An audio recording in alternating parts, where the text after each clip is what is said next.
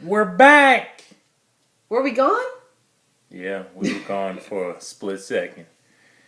Man. Actually, we missed Wine4Lovers TV last weekend too because we were in the garden so long. Well, Ann actually chained me to one of the raised beds and told me that I couldn't come in the house until the work was done. So that took a long, long time. Let me just go on record. That's not why I chain him to anything.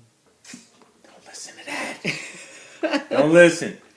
Tell him, baby. Tell him you get good love. Stop lying.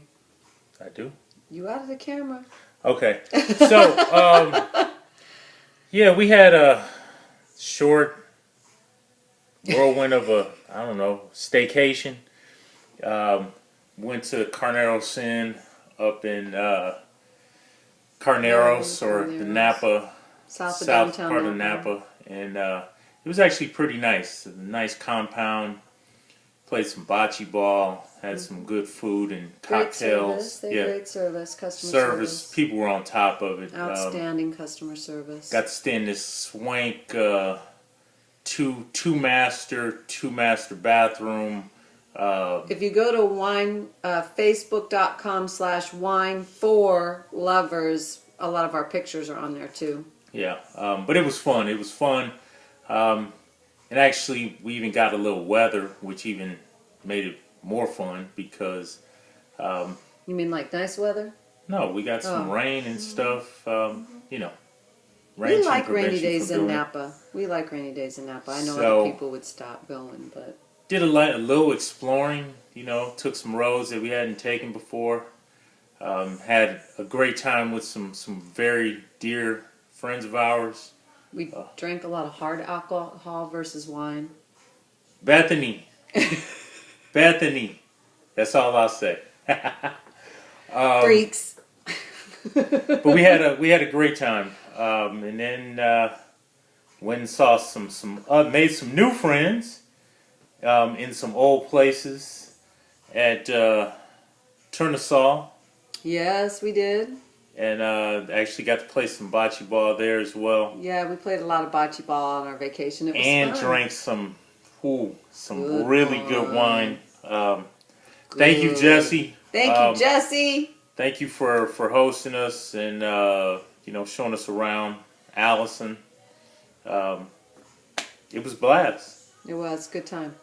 So one of the things we did, I mean, we didn't do a ton of wine tasting because we really wanted to enjoy the Carnero Sin, and usually we're go when we're up there.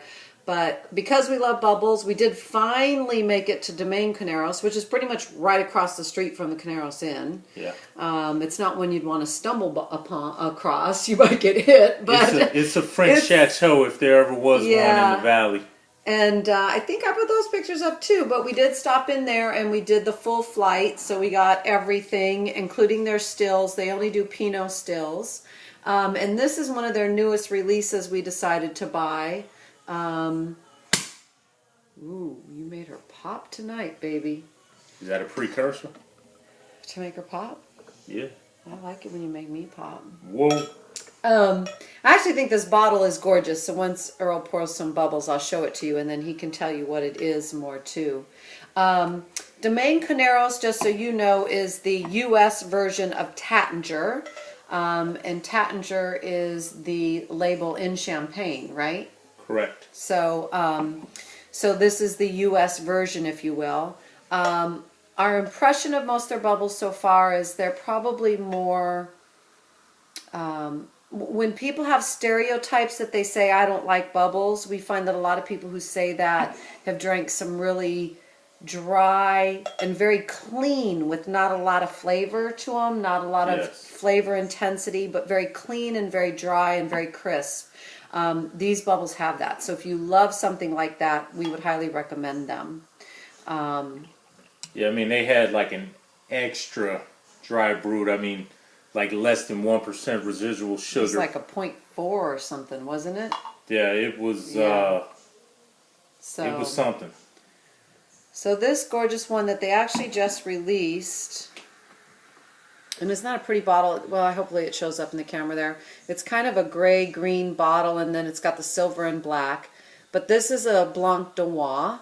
So Want to tell them about what that is, baby? Isn't that Pinot? It is 100%. 100% Pinot. Pinot Noir. And a lot of people will say, but Anne, I thought Pinot Noir was red. It was a red grape. It is a red grape. Want to tell them why it's white in the glass, baby? I was going to let you handle that while I finish pouring. Oh, I'm sorry, your glass is short. You have to understand, he's stressed out right now. See, stress. My glass is way fuller. She just took the bottle from me. I was trying to do my thing and blah. So what most people don't realize, if you peel a grape and look at them, you can see this on some walls, well, maybe not a Concord, but an actual wine grape. It's the skin of the grape that has the color. It's not the body of the grape. I do believe a couple of grape varietals actually have red flesh, but most of them are white. So, and most champagnes are made with red grapes. Pinot Meunier, right? Yeah, Pinot Noir are two very common grape varietals in terms of that. And so basically what they do during the crush is they remove the skin right away. So that is why you get a white one when it's 100% Pinot Noir.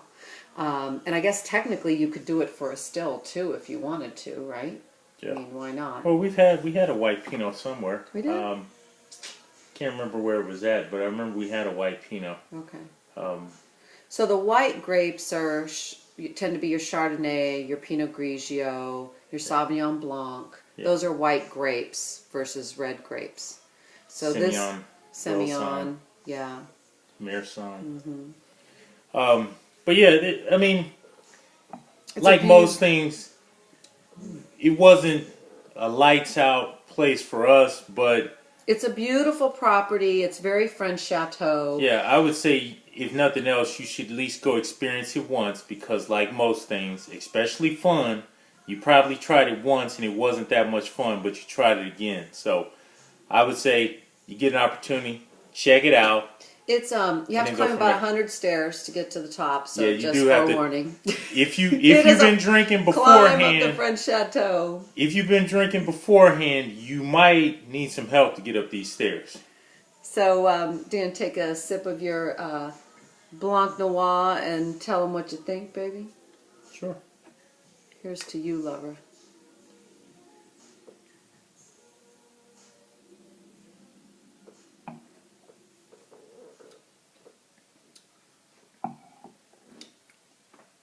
Wow. Yeah. I like that. This was our favorite of all of them, and they poured it last, which was also interesting. They came by at the last minute. It wasn't even on the tasting list, and he said, hey, you need to try it. It's our new release, blah, blah, blah. It's got a nice apple-y, but there's... It's like a melon, like a tropical melon or something in it. It's good. I would drink this one again. You can find one Tattinger everywhere, but it's one of their more brute, dry ones, wasn't it? Yes. I mean, like when they were talking dry brutes, I mean, I think we had like 3 brutes from them, and they were all, I mean, when you talk about dry, they were pretty dry. Yeah. And dry and, I mean, dry, no sugar, and dry, there wasn't anything that made your mouth wet. I mean, it was dry, whether some people argue that acid makes your mouth wet or, fruit makes your mouth wet. What is it that makes your mouth wet? But just very dry. But it was fun. Service was great. Service was great. Mike took us great care of us. Yeah, I mean, and I would say, I mean, from a presentation perspective, it was definitely a great place to be. But then from there, we went and had some cocktails with Ramon at the Bonefly. Ramon, you rock. We'll be back one day, Ramon. Ramon took care of us. Just for bacon Bloody Marys and you. I can't really say enough about the service at the Carneros Inn. Yeah. I mean, everything. I mean, even when we were like sort of outside the property at the general store, I mean, people were attentive in taking care. Yeah. And the property is quite beautiful. I mean, to just walk around and see all the apple trees in blossom and the figs, the pomegranates. I mean, you name it. Freesia. all kind of flowers. It was a pretty nice place. Yeah. So anyway, that was our vacation. Yes. Wine for Lovers is back. We'd really love for you to leave on our Facebook pages questions or topics you would like us to talk about, because we're way better when we have a subject matter. Oh, and to just something that I seen, Jim Lewis.